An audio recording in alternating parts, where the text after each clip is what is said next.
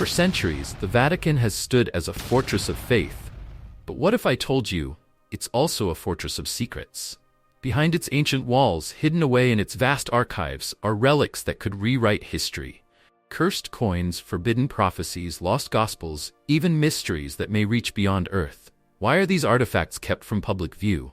What secrets do they hold that the Church has chosen to bury?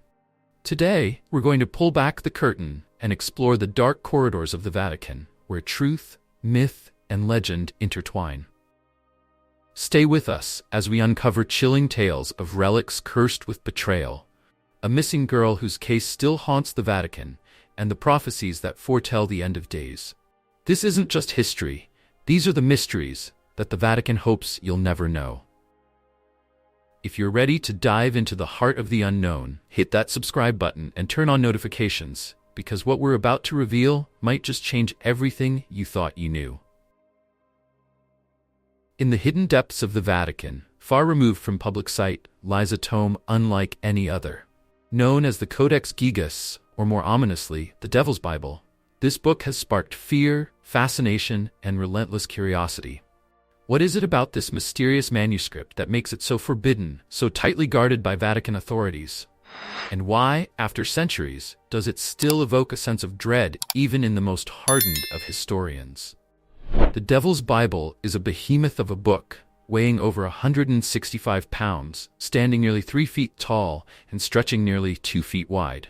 The pages are made from the skins of over 160 animals, giving it an eerie texture and weight that seems almost unnatural. Each of its 310 pages is meticulously written, with every line, every character drawn in the same precise hand, displaying an obsessive dedication that few can comprehend. But it's not the size alone that gives this manuscript its infamous reputation. It is what lies within. Among its many pages of ancient texts, religious passages, medicinal recipes, and exorcism rituals, there is one page that strikes a note of terror in all who behold it. There, in the middle of this sacred text, sits a full-page illustration of the devil. A depiction so dark, so menacing, that legends say those who gaze upon it feel an instant chill, as if the dark figure itself is looking back at them, inviting them into a world they are not prepared to face. But where did this monstrous tome come from? How did it find its way into the Vatican's vaults, hidden away from the world? The origins of the Devil's Bible are shrouded in as much mystery as the book itself. According to legend, it was created in a single night by a monk who had been condemned to death for breaking his monastic vows. Desperate to save his life, the monk made a dark pact. He promised to write the world's most impressive book in one night, filled with all the knowledge he could muster. When midnight struck and it became clear he could not complete his task alone, he called upon a force far darker than himself, the devil. The story goes that the devil himself aided the monk, guiding his hand as he wrote feverishly through the night. As dawn approached, the monk completed his manuscript, including the eerie illustration of his unholy helper as a tribute. And thus, the Devil's Bible was born, a pact in ink and parchment binding the holy with the infernal. Whether true or not, the story lingers, casting a shadow of unease over the book and those who seek to study it. Why would the Vatican want to keep this book hidden? Why guard it so fiercely, so completely, that only a select few are permitted to study it even today?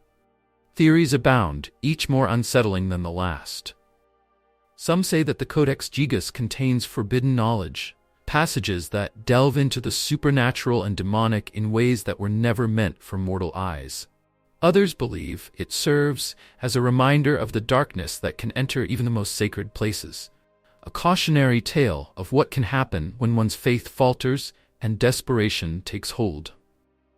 The Vatican's protectiveness over the Devil's Bible raises questions that scholars and skeptics alike have pondered for centuries.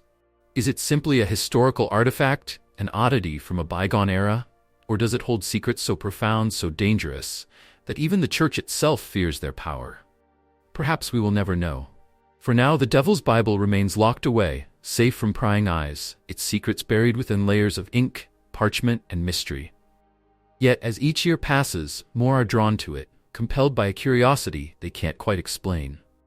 The Devil's Bible calls to them, beckoning from the shadows, waiting patiently as if it knows that one day someone will come along who cannot resist opening its pages and delving into the darkness within.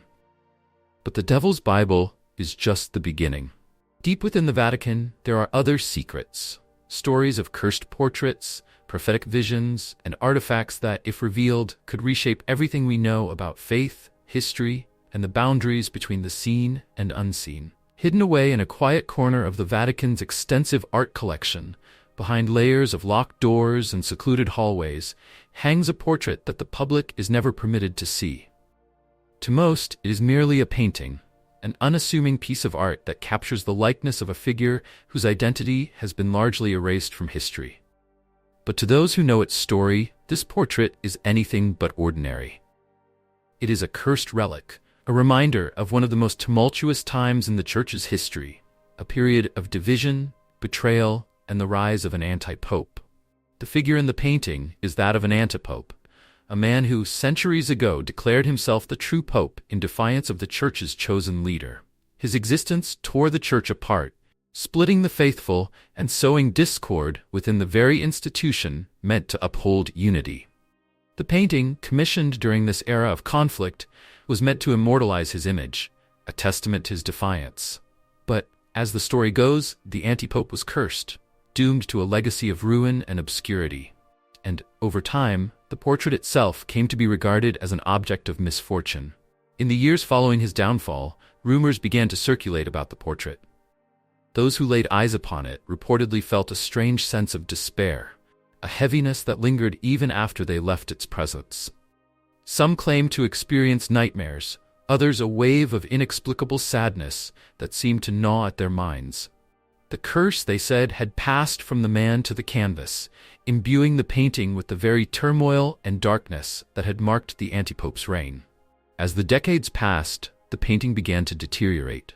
Its colors faded, and the once vibrant canvas cracked, giving the figure an eerie, ghostly quality.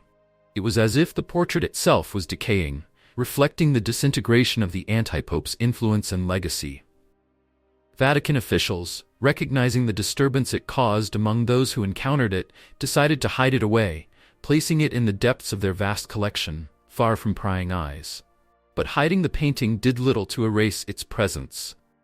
Among Vatican insiders, whispers continued to circulate about the cursed portrait. It was said that even in its obscurity, the painting exerted a quiet influence, a shadow that reached out to those who knew of its existence. Some believed that the painting served as a warning, a reminder of what happens when pride and ambition lead one astray. Others speculated that it was kept hidden to avoid reigniting the conflict that had plagued the Church during the anti-pope's time. A conflict that some feared could still stir resentment within certain factions. Despite the Vatican's efforts to bury this chapter of its history, the legend of the cursed portrait persists. It has become a symbol of the darker aspects of the Church's past, a past that is not as pristine as many would like to believe. The Vatican, for all its grandeur and spiritual authority, has endured centuries of strife, division, and controversy. And the cursed portrait serves as a reminder of these buried tensions, a relic of a time when the very foundation of the Church was threatened from within. For those who know of the portrait's existence, it is a chilling example of how history refuses to be forgotten. The figure in the painting may be hidden from view, but his legacy, like the curse upon his portrait, lingers. The Church may have moved on, its leaders may have changed, but the shadow of the anti-pope's defiance remains, etched in paint and bound by legend. But the portrait is just one of the many hidden relics within the Vatican's walls. Beneath its polished façade, the Vatican conceals a multitude of secrets, some ancient, others timeless. And deeper still lies a relic that carries an even greater sense of mystery and dread. It is the sarcophagus of a man whose prophecies are said to foretell the fate of the Church itself and perhaps the world. In the dimly lit catacombs beneath the Vatican, where the air is thick with the weight of centuries past, lies the sarcophagus of an Irish saint, a man revered and feared for his prophetic gifts. This is the resting place of Saint Malachy, a figure whose visions are said to foretell the end of the Church as we know it, and possibly the end of the world itself. Saint Malachy was no ordinary saint. Born in the 12th century, he was known not only for his piety, but also for his startling visions that seemed to pull back the veil of time to reveal the future of the papacy in strikingly specific terms. According to legend, Saint Malachy was granted a series of cryptic insights, each one tied to the reign of a future pope. These visions, recorded in brief, poetic phrases, detail a sequence of 112 popes from Malachy's time all the way to the end of days. And it is the very last of these prophecies, the one that has kept Vatican scholars and faithful alike on edge, that is perhaps the most haunting of all. The final prophecy speaks of a figure known only as Peter the Roman, a pope whose reign is foretold to coincide with the destruction of Rome and the beginning of the apocalypse. The words themselves are shrouded in mystery, but their message is clear. When this final pope ascends the throne, a great darkness will fall. One that could spell the end, for not just the Church, but for all of humanity. For centuries, the Church has kept St. Malachy's prophecies under strict guard, unwilling to fully acknowledge their existence, yet unable to deny their eerie accuracy. Many of Malachy's cryptic phrases have seemed to match the personalities, origins, or reigns of successive popes, leading some to believe that his visions were indeed divinely inspired. As each new pope takes the throne, the faithful and the curious alike scour the prophecies, searching for clues, wondering if the end is drawing near. But why does the Vatican take such pains to keep these prophecies hidden? Is it out of fear that they may indeed come to pass, that the reign of Peter the Roman might truly usher in the end of days? Or is it because they challenge the Church's control over its own narrative, raising uncomfortable questions about the institution's fate? If the Church itself is destined to fall, as Malachy's final prophecy suggests, what does that mean for the millions of believers who look to it as a beacon of hope and stability? For the Vatican, the answer is clear. Some truths are best kept in the shadows. St. Malachy's sarcophagus remains sealed, his prophetic writings locked away in the depths of the archives, available only to those with the highest levels of clearance. But this secrecy has done little to quell the fascination with Malachy's visions. In fact, it has only served to fuel the belief that there is something truly apocalyptic hidden within those ancient words. As the years pass and the line of popes draws ever closer to its fated end, speculation about the prophecy grows. Scholars and conspiracy theorists alike comb through Malachy's words, interpreting and reinterpreting each line, each metaphor, hoping to find answers before it's too late. Some believe that the prophecy is merely symbolic, a reflection of the Church's trials and tribulations rather than a literal prediction of the end. But others fear that St. Malachy's words are not just a warning, they are a countdown. For now, the prophecy remains just that, a prediction, a possibility. But as history has shown, even the most unlikely prophecies can come true, and the Vatican knows this better than anyone. Perhaps that is why they keep St. Malachy's visions hidden, buried alongside his earthly remains, as if hoping that by concealing them, they can prevent the destiny he foretold. But if the prophecy of Peter the Roman is indeed inevitable, then there may come a day when the Church itself will be forced to confront its darkest fears. St. Malachy's prophecy is but one of the many unsettling relics that lie within the Vatican's vaults, and yet, it is not the only document that challenges the established narrative of the Church. Tucked away in the archives, hidden beneath layers of dust and secrecy, there is another text, a gospel said to be written by the Apostle Peter himself. In a forgotten corner of the Vatican archives, where shelves are laden with manuscripts and relics centuries old, lies a document that, if authentic, could shake the very core of Christianity. This manuscript, known as the Lost Gospel of Peter, is said to contain an account of Jesus' life and teachings, written not by later followers, but by Peter himself, the one known as the rock upon which the Church was built. Unlike the canonical Gospels of Matthew, Mark, Luke, and John, this Gospel offers a different, perhaps even radical perspective on Jesus. A perspective that the Church may have deemed too dangerous to include in the official scriptures. According to whispers among Vatican scholars and a handful of outsiders who have caught wind of the manuscript's existence, the Lost Gospel of Peter paints Jesus not as the flawless, divinely preordained figure of the canonical texts, but as a man deeply aware of the struggles he faced. This Jesus grapples with doubt, experiences moments of fear, and is portrayed as fully human, wrestling with the same emotions and hardships that his followers endured. For centuries, the Church has maintained a specific image of Jesus, a figure whose divinity and mission were beyond question. But if this document were to surface, revealing a Jesus far more human, it could force believers to reevaluate the foundation of their faith. Why has this text been hidden?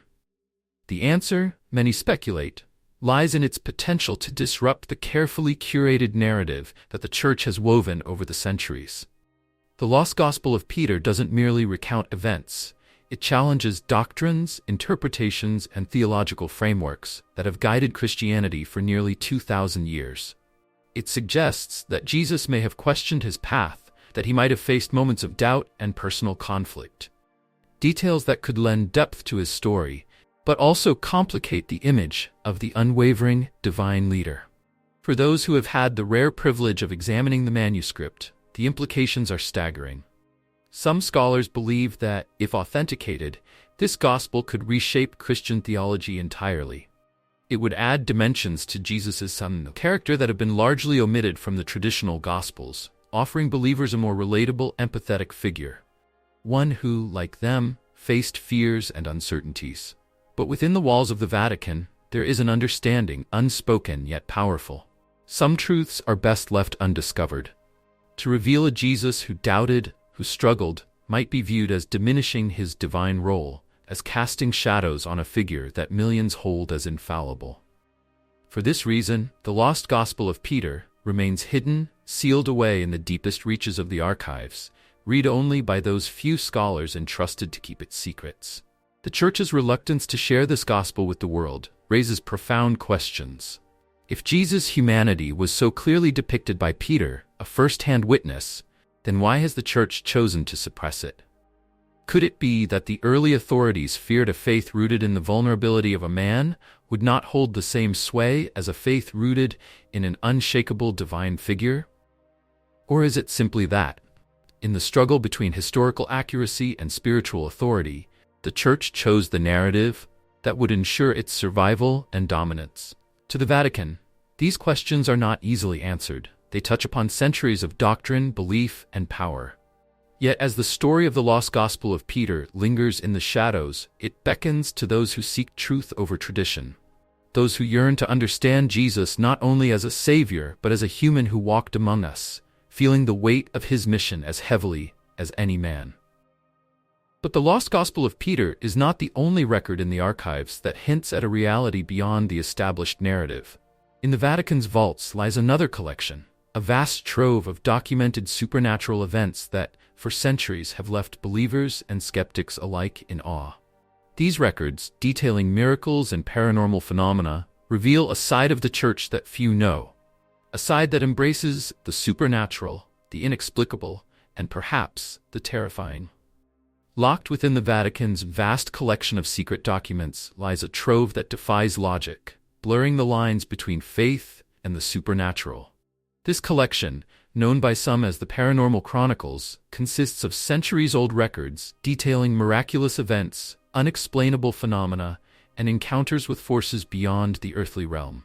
It is a collection that, if made public, could drastically alter perceptions of the Church's role, not merely as a spiritual guide, but as a custodian of mysteries that reach far beyond conventional religious teachings. The Church, for all its traditions and rigid doctrines, has long held an uneasy relationship with the supernatural. While miracles are celebrated, canonized, and sometimes even encouraged, there are other stories that never reach the light of day. They speak of apparitions, unexplained healings, encounters with angelic beings, and darker entities that defy classification. These are the tales that Vatican officials keep under lock and key, perhaps fearing that, were they widely known, they could lead to chaos, fascination, or outright terror. One account, recorded by a monk in the 14th century, tells of a young girl who was said to possess the stigmata, wounds similar to those inflicted upon Christ during his crucifixion. This girl, it was noted, had no prior knowledge of the wounds or how they appeared. They simply manifested, accompanied by episodes of pain and visions of angels that, according to the account, glowed with an unearthly light, neither human nor of this world. While this event was never formally recognized by the Church, the detailed accounts remain buried within the archives, examined only by a handful of scholars who dare to confront the inexplicable. But there are other stories, darker stories. Some of these records detail encounters with malevolent forces, with entities described as inhuman, otherworldly, or even demonic. One case from the 17th century tells of a priest called upon to exorcise a young boy who, witnesses claimed, exhibited terrifying strength and a knowledge of languages he had never learned. The event was so unsettling that it nearly led the priest himself to abandon his faith, shaken by the realization that forces beyond human understanding were real, tangible, and dangerously close. These supernatural cases, preserved carefully in the Vatican's archives, provide a glimpse into the Church's hidden acknowledgement of the paranormal. While the Catholic Church formally recognizes exorcisms and miracles, it rarely addresses the broader realm of supernatural occurrences. This collection of documented cases reveals an uncomfortable truth. The Church, while rooted in doctrine, cannot deny the existence of forces that lie outside its teachings, forces that seem to operate on the fringes of both faith and reality. Over the centuries, these documents have become a source of fascination for the few who are aware of their existence. Vatican officials and theologians who have examined these records often describe them as a paradox. They are both affirmations of faith and challenges to it. They confirm the existence of a supernatural realm, one that aligns with the Church's teachings, yet they also suggest that this realm is not always as benign or manageable as the Church would like to believe. The Paranormal Chronicles reveals something profound about the Vatican's worldview. It is an institution that operates not just in the visible world, but in a realm that intertwines with the unseen. By documenting these events, the Church has quietly acknowledged the presence of supernatural forces, some divine, others disturbingly dark. And yet, the choice to keep these documents hidden speaks to a deeper tension within the Church, an understanding that revealing the full extent of these supernatural encounters might disrupt the delicate balance between faith and fear. For the Vatican, there is power in mystery. By selectively revealing some miracles while concealing others, it maintains control over its spiritual narrative, shaping the public's understanding of what is holy, acceptable, and manageable within the framework of faith. But to those who have had the rare privilege of reading through these accounts, there is a realization that the world of the supernatural is far more complex, far more layered than simple tales of good versus evil. These records hint at a hidden dimension of faith, one that acknowledges that the battle between light and darkness is ongoing, and not always as straightforward as religious texts may suggest. And so, the Paranormal Chronicles remain tucked away, their pages unread by most, their stories untold. They wait silent witnesses to a side of the Vatican few will ever know, a side that confronts forces both divine and diabolical, forces that lie beyond human comprehension. For now, the Church holds these secrets close, allowing the faithful to focus on the miracles they can understand, while guarding the mysteries that might be too profound, too disturbing, for most to accept. But the Vatican's trove of the supernatural is just one facet of its hidden knowledge. Another, even darker chapter lies within its history, a chapter that speaks not of miracles and angels, but of conquest, subjugation, and the Church's role in a doctrine that changed the course of history itself. Among the Vatican's many controversial secrets, few carry the weight and complexity of the doctrine of discovery. Concealed within the annals of Church history, this doctrine represents a dark chapter, one tied not to the supernatural, but to the tangible, historical impact of the Church's decisions on millions of lives across continents. This was no ordinary decree. It was a mandate of conquest, a justification for claiming lands and subjugating entire peoples under the guise of spreading Christianity. The doctrine of discovery was born in the 15th century, during an era when European explorers were beginning to venture into unknown territories. In 1452, Pope Nicholas V issued a papal bull Dum Diversas, which authorized Christian kings to invade, conquer, and subdue all non-Christian lands, allowing them to enslave and claim these territories in the name of God. A series of further decrees expanded upon this initial mandate, giving birth to a doctrine that would empower European rulers to seize lands across Africa, the Americas, and beyond. The implications of this decree were profound. It offered a divine endorsement for imperialism, a religious validation for the exploitation of indigenous populations. The doctrine's influence was vast, and it laid the groundwork for colonial empires that spanned the globe. Under its provisions, countless lands were declared terra nullius, land belonging to no one, if they were not already inhabited by Christians. This doctrine dismissed the existence of rich cultures, ancient civilizations, and thriving communities, effectively rendering them invisible in the eyes of the Church and European authorities. Indigenous peoples were seen as obstacles to be removed, either by forced conversion, enslavement, or outright eradication. For centuries, the doctrine of discovery provided the theological foundation for colonization, a concept that allowed conquerors to take lands with a clear conscience, believing they were carrying out God's will. Under this banner, unimaginable atrocities were committed. Lands were stripped of their resources, native peoples were forcibly converted or eradicated, and entire cultures were systematically destroyed. The scars of these actions remain visible even today, as indigenous communities continue to fight for their rights, their lands, and their heritage, all while grappling with the devastating legacy left behind by centuries of colonialism. The Vatican's role in endorsing and perpetuating this doctrine is a subject of deep controversy, one that many feel has yet to be fully addressed. For years, indigenous leaders and activists have called upon the Vatican to formally renounce the doctrine of discovery, to acknowledge its complicity in centuries of oppression. Some have even demanded reparations, asserting that the Church must take responsibility for the cultural and spiritual damage wrought by its policies. Yet, despite these calls, the Church has largely remained silent, its response guarded, and its archives tightly closed. What drives this reluctance to confront the past?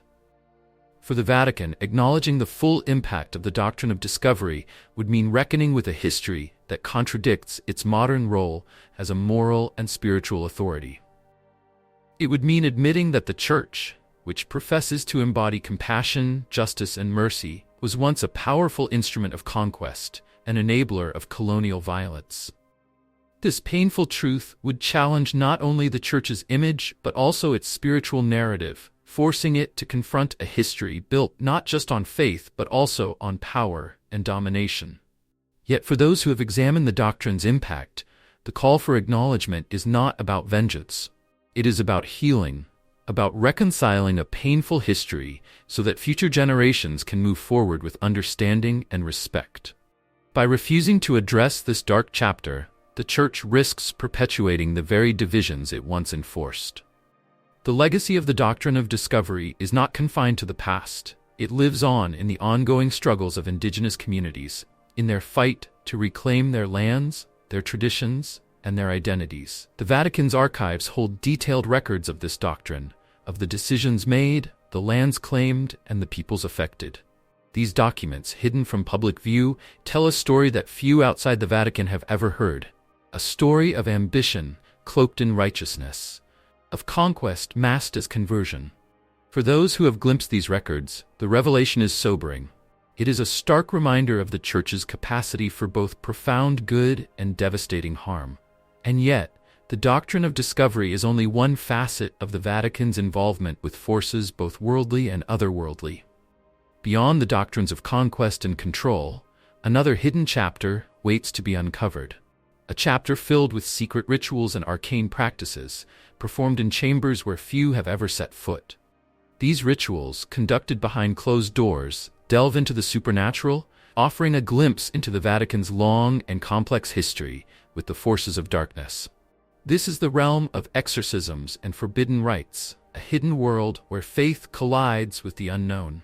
Beneath the ornate floors of St. Peter's Basilica, out of reach from public eyes, lies a secret chamber, one that is known only to a select few within the Vatican. This chamber is said to be dedicated to exorcisms, a place where ancient rituals are performed to combat forces that science cannot explain. It is a room filled with symbols and relics, where whispers are scarcely louder than the eerie silence that surrounds it. A room that serves as a stark reminder that even in the heart of the Church, darkness is never far away. The Catholic Church has a long history of performing exorcisms, a practice dating back to the time of Christ. These rituals are designed to expel demonic entities, to free those who have become afflicted by forces beyond their control. But while exorcisms are an acknowledged part of Catholic doctrine, the Vatican's direct involvement in such practices is often shrouded in secrecy. Officially, the Church recognizes exorcisms as a response to rare, extraordinary cases. Unofficially, however, exorcisms are a much more frequent occurrence within the Vatican walls than the public might believe. One of the Church's most guarded secrets is the existence of an elite order of priests, specially trained and rigorously prepared to confront the demonic. These priests, known as exorcists, are selected with extreme caution, for the role demands not only faith, but an unshakable resolve. Many of these exorcists have faced encounters that defy belief, cases where the afflicted displayed superhuman strength, spoke in languages they had never learned, and manifested knowledge of hidden truths that no ordinary person could possess. For these priests, exorcism is not just a ritual, it is a battle, one fought in silence and solitude, away from the eyes of the world. The Vatican's archives hold countless accounts of these exorcisms, each one more harrowing than the last. There is the story of a young woman who, during her exorcism, revealed secrets about the priest's life that no one could have known. Or the case of a man who, under possession, was able to speak ancient Aramaic, a language he had never studied, yet one that carried curses and invocations lost to time. These exorcisms are not performed lightly. The Church is highly selective about when and where they take place, with stringent guidelines ensuring that only the most severe cases are addressed through such measures. But despite these restrictions, there is a powerful fear among those within the Vatican. A fear that these dark forces are not only real, but growing. Some even believe that the rise in exorcism cases is a sign of something more profound, a spiritual battle taking place within the very heart of the Church, a conflict that transcends the visible world. In addition to exorcisms, the Vatican's exorcism chamber holds a collection of objects, each one believed to possess protective or purifying qualities. These include crosses, holy water, relics of saints, and ancient symbols meant to ward off evil. Among them is a mysterious artifact known as the Seal of Solomon, an ancient symbol reputed to have the power to bind spirits and command demons.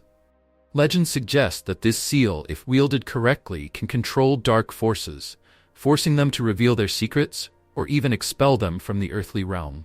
Whether true or mere folklore, the seal remains a cornerstone of the Vatican's arsenal against the supernatural. But exorcisms are not the only aspect of the Church's engagement with the paranormal. The Church also maintains a list of forbidden texts, manuscripts that contain spells, invocations, and other arcane knowledge. These texts, written in Latin, Greek, and other ancient languages, are kept hidden from public access, locked away in the archives, available only to a few trusted theologians. The Church claims that these texts are dangerous, that they hold secrets best left undisturbed. Some contain instructions on rituals to summon or bind spirits. Others delve into the dark arts, offering a glimpse into practices that the Church has spent centuries denouncing. The secrecy surrounding these exorcisms and forbidden texts is not without reason. For centuries, the Church has fought to keep its reputation as a beacon of light and purity, a sanctuary from the dark forces that haunt humanity. But within its walls, there is a silent acknowledgement that these forces are very real, that they have power, and that even the Church must guard against them with utmost caution. The Vatican's involvement in exorcisms, combined with its collection of forbidden texts, paints a complex picture of an institution that is both the protector and the keeper of knowledge that most would find too terrifying to confront.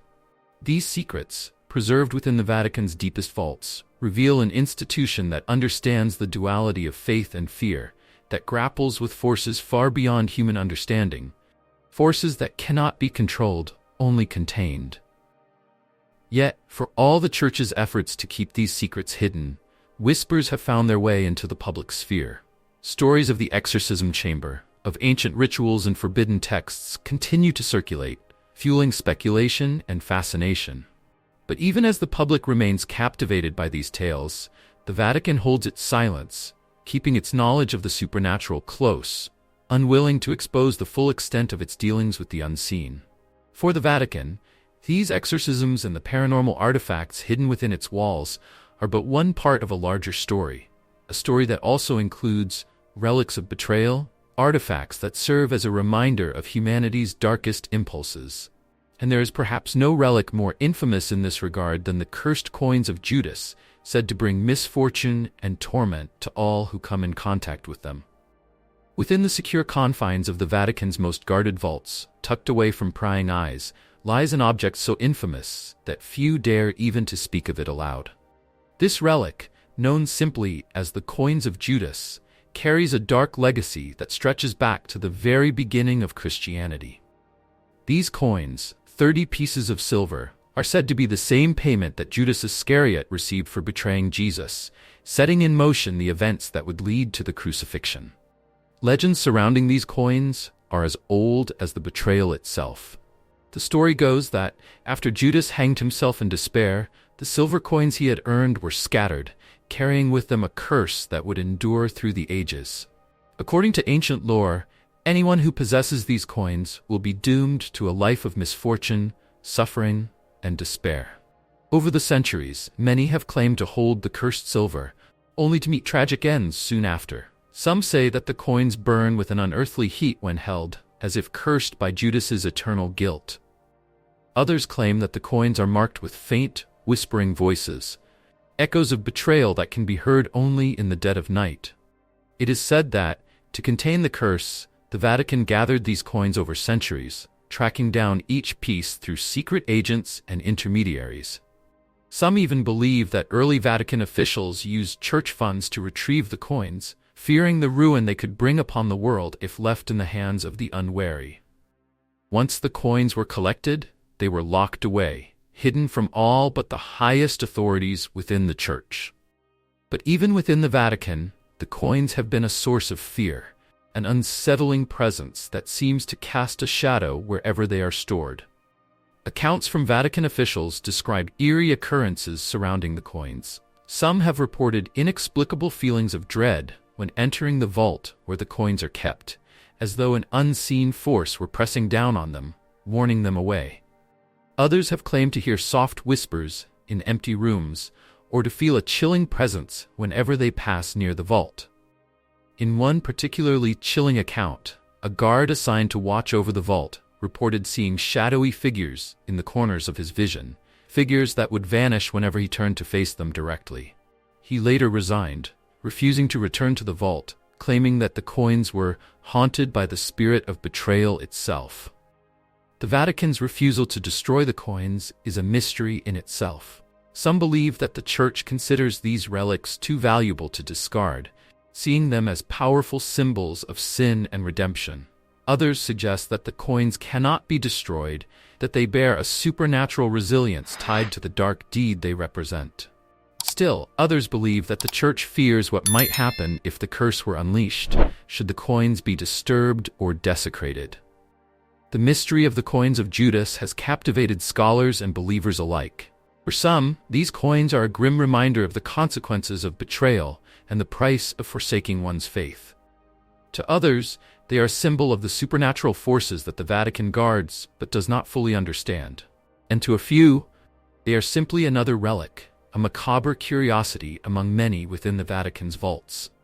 But there are those within the Vatican who see the coins as something more, a tool of divine retribution perhaps, or a warning to those who might betray their own beliefs. Some theologians within the Church speculate that the coins are a physical manifestation of Judas's despair and guilt, his anguish forever bound to the silver that bought his betrayal. This theory, though speculative, suggests that the curse of the coins is not merely symbolic, but a true force, an energy that has endured for centuries, affecting all who come near. The Vatican's collection of cursed and haunted artifacts is vast, yet none inspire fear quite like these 30 pieces of silver. Even among the Church's most learned theologians, there are few who can explain the nature of the curse, few who dare to study the coins directly. And so they remain locked away, a relic of betrayal too dangerous to display, too cursed to discard. Yet, the Vatican's secrets do not end here. Beyond the cursed coins of Judas, beyond the vaults of ancient artifacts, lies a mystery far more recent, a case that has puzzled scholars and believers alike: the disappearance of Emanuela Orlandi, a young girl who vanished from Vatican City, leaving behind only questions and chilling theories that persist to this day. In the summer of 1983, a mystery began that would haunt the Vatican for decades. A mystery that would entangle high-ranking officials, conspiracy theorists, and the public in a tale of intrigue, secrets, and unanswered questions. Emanuela Orlandi, a 15-year-old girl and a resident of Vatican City, vanished without a trace after attending a music lesson in Rome. Her disappearance remains one of the most perplexing and controversial cases associated with the Vatican, raising disturbing questions about what lies beneath its serene façade. Emanuela was the daughter of an official in the Vatican Bank, a man trusted and respected within the small community of Vatican City. On the day she disappeared, she had attended her regular flute lesson at the Tommaso Ludovico da Vittoria School of Music in central Rome. She called her family before returning home, mentioning a strange job offer she had received from a man on the street who promised lucrative pay for distributing flyers. That call was the last anyone heard from her. When Emanuela didn't return home that night, her family was immediately alarmed.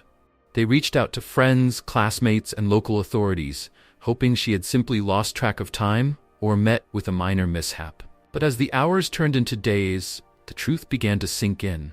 Emanuela was gone, and there were no signs of her whereabouts. In the days following her disappearance, strange phone calls began to reach the Orlandi family. Anonymous voices claimed to have information about Emanuela, offering cryptic hints about her location and condition. Some callers even claimed that she had been kidnapped as leverage against the Vatican, part of a twisted plot to negotiate the release of Mehmet Ali Acha, the man who had attempted to assassinate Pope John Paul II 2 years earlier. This connection to Acha added a layer of international intrigue to the case, transforming it from a missing person investigation into a possible act of terrorism and political manipulation. As the investigation continued, other theories emerged, each one more unsettling than the last. Some speculated that Emanuela had been kidnapped by a criminal gang to pressure the Vatican in financial dealings, perhaps involving the Vatican Bank, which was embroiled in scandals of money laundering and corruption at the time. Others suggested that her disappearance was part of a broader conspiracy, implicating powerful figures within the Vatican itself. Some even whispered that Emanuela had fallen victim to an internal Vatican scandal, one that required her silence to protect the reputation of the Church. Despite numerous leads, the case soon went cold, leaving the Orlandi family devastated, and the public questioning how a young girl could simply vanish from one of the world's most secure and closely guarded locations. The Vatican maintained a stance of silence, offering limited cooperation and refraining from public statements. For years, Emanuela's case lingered in the shadows, discussed in hushed tones, referenced in conspiracy theories, but never formally addressed. In 2019, decades after her disappearance, a new lead surfaced when an anonymous tip suggested that Emanuela's remains might be hidden within the Vatican itself. The Orlandi family petitioned for an investigation, and authorities agreed to search 2 graves within the Teutonic Cemetery, a secluded burial ground inside Vatican City. To the shock and dismay of everyone involved, the graves were empty. No bones, no remains, nothing to indicate that anyone had ever been buried there. The discovery only deepened the mystery, leading some to believe that someone had removed the remains in an effort to cover up the truth. Following the discovery of the empty tombs, further searches were conducted in the adjacent areas, uncovering thousands of human bones in an ossuary nearby. Yet even these findings led nowhere, as DNA testing failed to link any of the remains to Emanuela. Once again, the case hit a dead end, leaving her family with more questions than answers. The mystery of Emanuela Orlandi's disappearance has since become a focal point for those who believe the Vatican harbors dark secrets. To this day, many speculate that powerful figures within the Vatican were somehow involved, or that the Church's silence is an indication of its complicity. Theories about secret societies, illicit financial dealings, and even occult practices have swirled around her case, turning it into one of the most infamous unsolved mysteries associated with the Vatican. For the Orlandi family, however, this is no mere conspiracy. It is a real tragedy, one that has left them with a void that can never be filled. Emanuela's disappearance has come to symbolize the murky boundary between the Vatican's public image and the secrets it keeps hidden. Her story is a haunting reminder that within the heart of the Holy City lies an impenetrable darkness, one that swallows the truth, leaving only whispers and shadows behind. And as the years pass, the Vatican remains silent, withholding the full truth from a world eager for answers. While some believe Emanuela's case will never be solved, others hold out hope that one day the walls of the Vatican will yield their secrets, finally bringing peace to a family who has waited far too long. But the disappearance of Emanuela Orlandi is not the only tale of mystery connected to the Vatican. Deep within the archives lies a set of documents that challenge our understanding of what exists beyond Earth. Documents that hint at an even stranger possibility: extraterrestrial technology and contact with worlds beyond our own. Beyond the Vatican's more familiar secrets, its ancient manuscripts, forbidden texts, and relics steeped in mystery, lies a collection that few would even think to associate with a religious institution. Hidden within the Vatican archives, according to persistent rumors and the accounts of a few select insiders, are records and artifacts that suggest contact with worlds beyond our own. This collection, often discussed only in whispers, includes references to extraterrestrial technology, unexplained phenomena, and even items believed to have origins far from Earth. The idea that the Vatican holds knowledge of extraterrestrial life is, for many, the ultimate conspiracy theory. A tantalizing blend of faith, science fiction, and intrigue. Yet there are those who believe that this theory is more than mere speculation. For decades, certain scholars and ufologists have pointed to a curious openness among some high-ranking church officials regarding the possibility of life beyond Earth. Even modern-day Vatican astronomers, who conduct research at the Vatican Observatory, have openly discussed the scientific and theological implications of discovering extraterrestrial life, suggesting that the Church is more prepared than one might assume to confront the reality of intelligent beings elsewhere in the cosmos. Rumors suggest that the Vatican's interest in extraterrestrial matters is not a recent development, but rather part of a long-standing, deliberate pursuit of knowledge that extends back centuries. According to some sources, the archives contain records of unexplained sightings and strange occurrences dating back to the Middle Ages. These accounts describe sightings of celestial vehicles, mysterious lights in the sky, and even encounters with beings described as not of this world.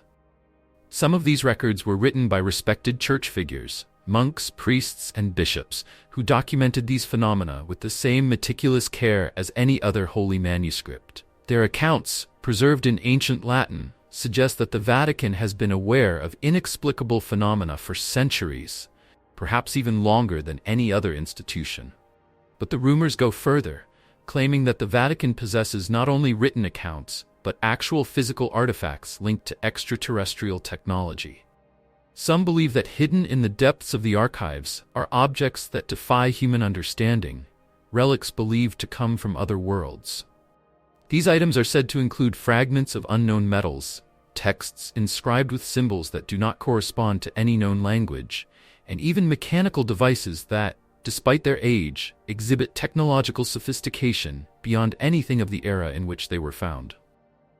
One such artifact often mentioned in conspiratorial circles is known as the Celestial Sphere, a mysterious orb supposedly discovered by Vatican officials during an archaeological expedition in the early 20th century. According to the legend, this sphere is made of a material that does not correspond to any known substance on Earth. Its surface, engraved with symbols resembling constellations, is believed to emit a faint, pulsing glow when exposed to moonlight. Theories about the sphere's origin range from it being an ancient tool for astronomical observation to a communication device designed by extraterrestrial intelligence. Yet, like so many other rumored artifacts, its existence has never been officially acknowledged by the Vatican. In recent years, there has been an increase in speculation around these artifacts and the Church's potential knowledge of extraterrestrial beings. Some researchers believe that the Vatican's silence on the matter is deliberate, that it is guarding information that could change humanity's understanding of our place in the cosmos. They suggest that the Church's involvement in space-related research, particularly through the Vatican Observatory, is no coincidence. Rather, it is part of an ongoing effort to reconcile theological beliefs with the possibility of intelligent life beyond Earth. But why would the Vatican choose to keep such knowledge hidden? For an institution built upon the doctrines of faith and spirituality, acknowledging the existence of extraterrestrial life could have profound theological implications. Questions would arise. If there are other intelligent beings in the universe, do they share our concept of God? Did Christ's redemption extend to them as well? Could they possess knowledge or spiritual insight that might challenge or even redefine human religious beliefs? For the Vatican, these are not trivial questions. The existence of extraterrestrial life would not only challenge theological doctrine, but could also disrupt the Church's role as a moral and spiritual guide for millions. To openly address these matters would mean acknowledging that humanity might not be alone, that we are part of a much larger, potentially incomprehensible cosmic order. It would mean admitting that the Church, like all of humanity, is still in search of answers, still grappling with the unknown. And so, the artifacts remain hidden, their secrets preserved within the walls of the Vatican archives. To some, this secrecy is a prudent choice, a way of safeguarding humanity from knowledge it is not yet ready to comprehend. To others, it is an act of suppression, a refusal to embrace the full scope of God's creation. Whether terrestrial or beyond, the stories of extraterrestrial technology and otherworldly artifacts add a surreal layer to the Vatican's history, blending the realms of science, faith, and mystery in ways that defy simple explanation. Whether or not these artifacts exist, the fascination they inspire speaks volumes about humanity's enduring curiosity, our relentless desire to explore the unknown, and our hope that somewhere, within the vastness of the universe, we may find answers to questions that have eluded us for millennia. Yet, even this is not the Vatican's deepest secret. Within its walls, there is an understanding that knowledge, power, and faith must be carefully balanced, a balance that the Vatican has guarded for centuries. And as it continues to preserve and protect its archives, the Vatican holds firm in its stance on secrecy, choosing to keep its mysteries in the shadows, perhaps waiting for a time when humanity is prepared to face them. With all these secrets held tightly within its walls, the Vatican walks a delicate line between faith and mystery, between the earthly and the divine. But perhaps its most challenging secret of all is not one of relics, prophecies, or artifacts. It is the question of what the Vatican itself truly represents, a beacon of faith, or a guardian of knowledge that transcends human understanding, kept hidden in the dark corridors of one of the most mysterious institutions on Earth. The Vatican is an institution like no other. Its blend of faith, power, and secrecy creates an enigmatic aura that has captivated and mystified the world for centuries.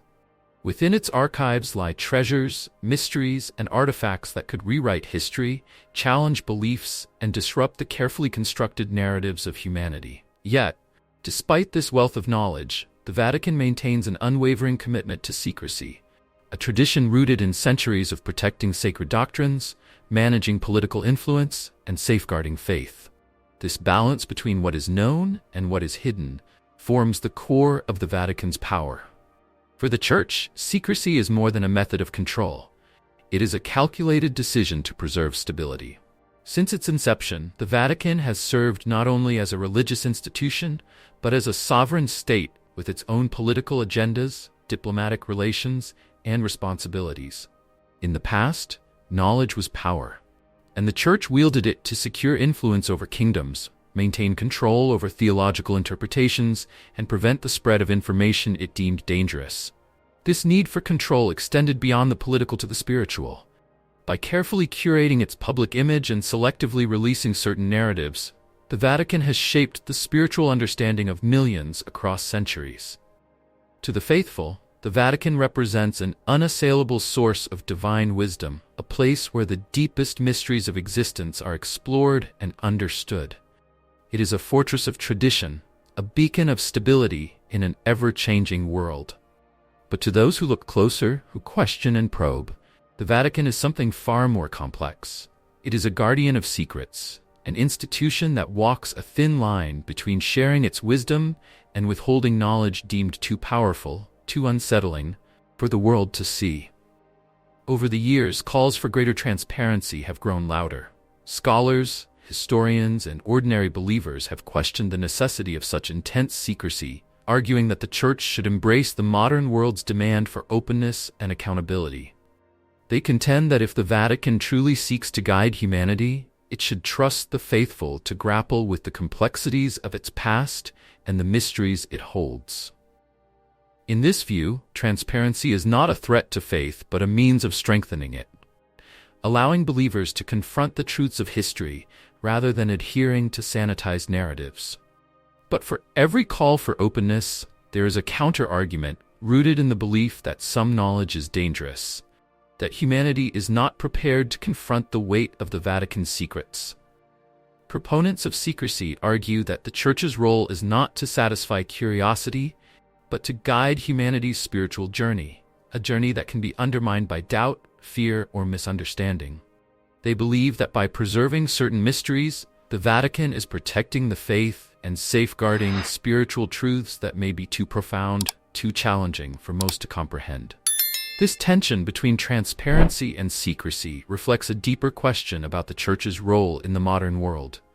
Is the Vatican a relic of the past, clinging to traditions that no longer serve humanity, or is it a necessary guardian, entrusted with knowledge that could have profound implications for the future? The answer, perhaps, lies in the Vatican's ongoing commitment to walk the line between the known and the unknown. By selectively releasing information, by carefully curating what the world sees and what remains hidden, the Vatican preserves its role as both a spiritual authority and a guardian of mystery. It continues to conduct research, engage in interfaith dialogues, and navigate the complexities of a world that demands both faith and reason. Yet, it does so on its terms, guided by the belief that some truths are best left to those within its walls, protected and preserved for a future time. In this way, the Vatican embodies the paradox of faith itself, a belief in things unseen, a trust in mysteries yet to be understood. It is both a fortress of knowledge and a sanctuary of secrets, a place where the earthly and the divine meet in ways that are beyond human comprehension. And so the Vatican remains as it has for centuries, an institution shrouded in mystery, its archives locked away, its relics protected from prying eyes. To some, this secrecy is a relic of an outdated past, a sign that the Church has failed to adapt to a modern world that values transparency above all. To others, it is a necessary shield, a way of preserving the sanctity of faith in a world that is often hostile to the unknown. In the end, the Vatican's secrets serve as a reminder of humanity's enduring fascination with the mysteries of existence. They speak to our need to seek answers, to understand the forces that shape our world, and to confront the unknown with both awe and trepidation. And as long as these secrets remain hidden, as long as the Vatican continues to guard its mysteries, the world will continue to wonder, to speculate, and to seek the truth hidden within the walls of one of the most mysterious institutions on earth. The Vatican stands as a testament to the power of mystery, a fortress where the sacred and the unknown intertwine. Within its walls, relics, manuscripts, and artifacts carry the weight of centuries, preserving both the divine and the controversial.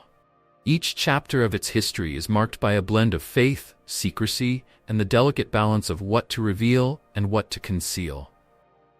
The stories of the Codex Gigas, the cursed coins of Judas, the prophecies of Saint Malachy, and the chilling disappearance of Emanuela Orlandi are more than tales. They are windows into the Vatican's complex legacy, a legacy that continues to evolve as the world's gaze remains fixed upon it. As the Vatican holds its secrets close, it also invites endless speculation, captivating the imaginations of believers, skeptics, scholars, and seekers. In a world that demands answers, the Vatican's choice to preserve its mysteries is a powerful statement. It reminds us that, even in an age of information, some truths remain out of reach, existing only in the shadows. And perhaps that is where they belong, locked away, waiting for a time when humanity is ready to face them, that when the world is prepared to embrace not only the truths we understand, but the mysteries that lie beyond comprehension. For now, the Vatican's secrets remain hidden, a timeless allure that ensures it will always be more than a place of worship. It will remain of humanity's unending quest for the divine and the unknowable. If you enjoyed uncovering these Vatican mysteries with us, make sure to hit that like button. Don't forget to subscribe and turn on notifications so you never miss an episode delving into history's most hidden secrets. We'd love to hear your thoughts, theories, and questions in the comments below. What do you think is the Vatican's deepest secret? Let's dive into the mystery together.